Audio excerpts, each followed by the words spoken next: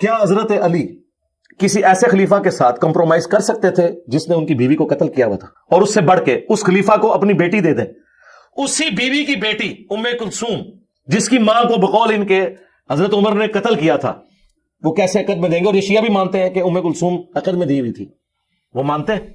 वो कह रहे हैं जबरदस्ती हुई है। जी जबरदस्ती हुई है, तो मैं कहता हूं फिर हजरत अली शेर खुदा तो ना हुए, बात तो खत्म हो वो गई। फिर कहते हैं करबला के अंदर भी तो इमाम हुसैन अलैहिस्सलाम के साथ जुल्म हुआ है ना, नहीं तो वहां पे भी हो ना सकता है। ना ना ना ना, ये दो बातें अलग है।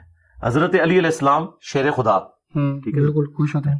तो वो हजरत अली के ऊपर करबला क्यों नहीं हुई कि वो लड़ते और शहीद हो जाते? नहीं हुई ना। ये तो उनके लिए सवाल है ना। जी सवाल है ना, तो टाइम उनके क्या लिए मत तक जवाब दो कि हजरत अली ने करबला क्यों नहीं बनवाई अपने लिए अबू बकर उमर से लड़ाई करके। इसका मतलब यही है कि वो उसको सही समझते थे जो उन्होंने किया। हजरत हुसैन अलैहिस्सलाम की शहादत इस बात का सबूत है कि वो सिस्टम को सही नहीं समझते थे। यही तो हम कह रहे हैं, जहां सिस्टम सही है वहां दुरुस्त है।